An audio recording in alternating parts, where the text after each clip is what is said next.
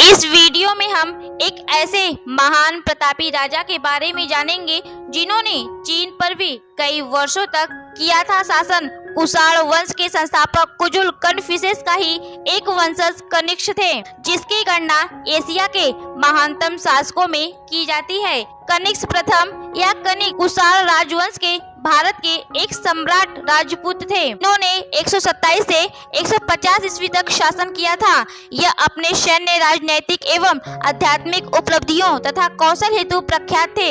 इस सम्राट को भारतीय इतिहास एवं मध्य एशिया के इतिहास में अपनी विजय, धार्मिक प्रवृत्ति, साहित्य तथा कला का प्रेमी होने के नाते विशेष स्थान मिलता है। कुषाण वंश पर कई महान राजाओं ने शासन किया, लेकिन कनिष्क को सबसे महान माना जाता है। वह एक शक्तिशाली और निडर नेता थे। उनके शासन काल में शांति और समृद्धि का बोलबाला था और उन्हें इतिहास के सबसे सफल राजाओं में से माना जाता है। कनिष्क की राजधानी पुरुषपुरा थी।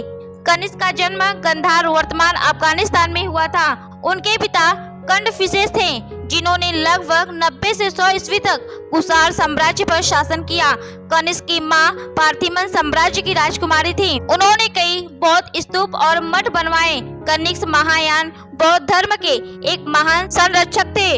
इन्होंने बोध गया में प्रसिद्ध महाबोधि मंदिर सहित कई मंदिरों, स्तूपों के निर्माण का श्रेय भी जाता है।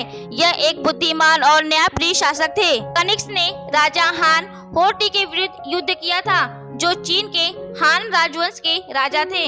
राजा कनिष्क से संबंधित ग्रंथ केवल चीनी अनुवादों और रूपांतरों में बचे हैं। चीनी बच्चों को आज भी इनका इतिहास पढ़ाया जाता है। कनिष्क निजी रूप से बौद्ध तथा फारसी दोनों की विशेषताओं को अपनाए थे, किंतु उनका कुछ झुकाव बौद्ध धर्म की ओर अधिक था।